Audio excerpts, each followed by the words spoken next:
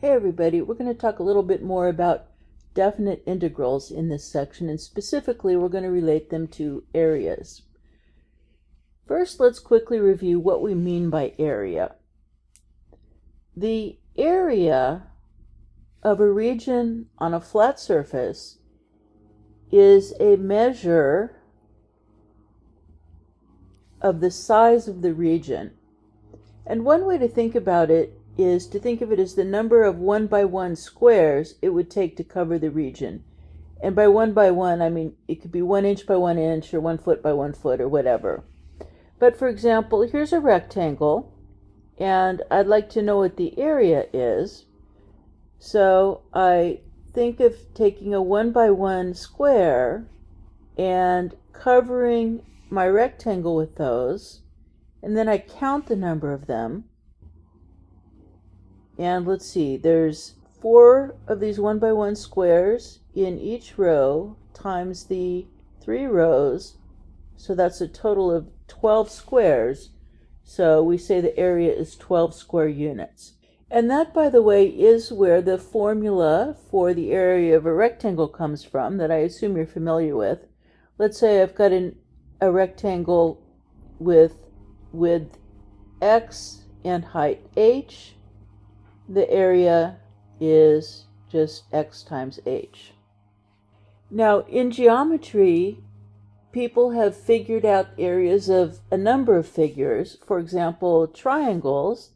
If you have a triangle whose bottom side, called the base, has length b, and the height of that rectangle is h, the height of the triangle is h, then the area of the triangle is 1/2 the base times the height.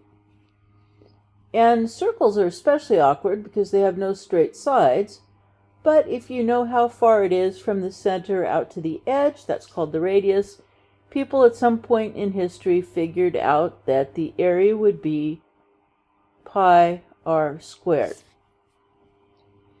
The problem with geometry formulas is someone has to do a lot of work to figure out a formula for each separate figure, and we want to be able to come up with the area for all kinds of random general areas.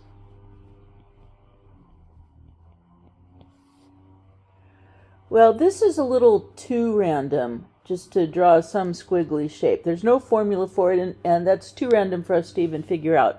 What we're going to deal with is if we have some shape that we can put on an xy plane, and we know that the top edge is described by the function y equals f of x, and we're interested in the area above the x-axis and below that curve,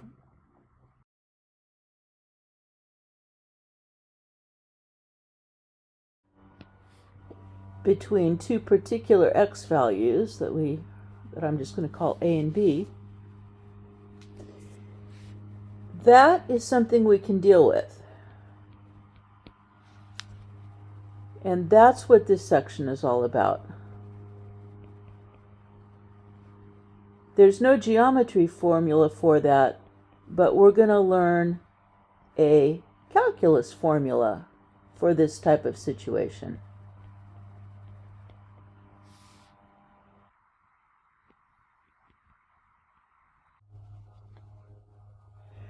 We're going to start by approximating the area that we want. And I'm going to use a specific example so that you can see how this works. We're going to start by approximating the area of the region under the curve f of x equals 1/5 x squared minus 2x plus 6, and that's this curve shown here.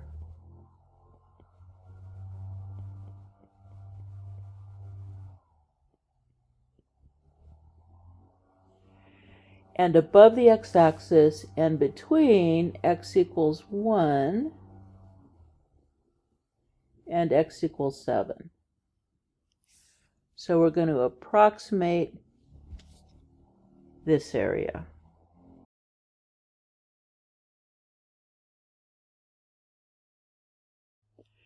We're going to use rectangles to approximate the area, and that takes advantage of the fact that we know how to compute areas of rectangles.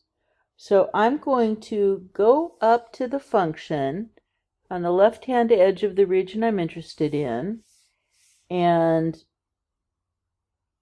I'm going to go straight across from there and make a rectangle like that.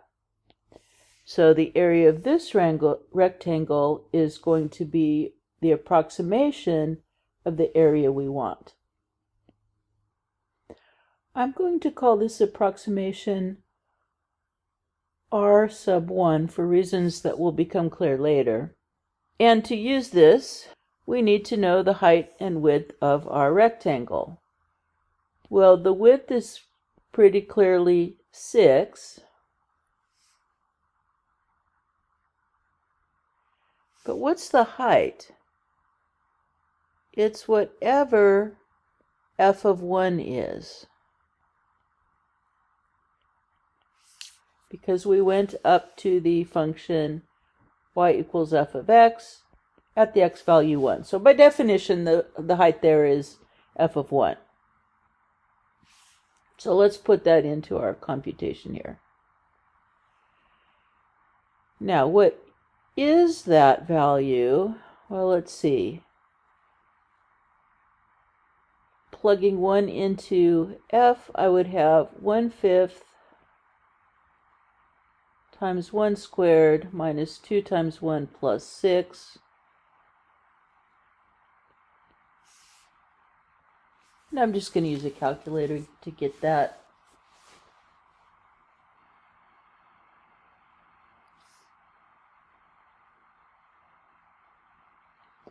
I'm getting 4.2 for f of 1. In other words, the height of our rectangle over here where I drew it was 4.2.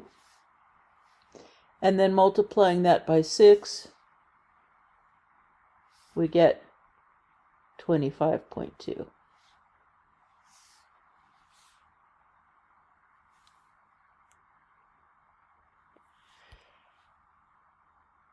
Now that is clearly a gross overestimate of the area I want. I've shaded in green the area of the rectangle that we just computed, 25.2. And all we really want is the area that I've cross-hatched here with the black lines. That's all we really want. So we've got way too much stuff there. But that's okay. We're going to refine that estimate. But we'll come back and continue on with this in the next video. So I'll see you then.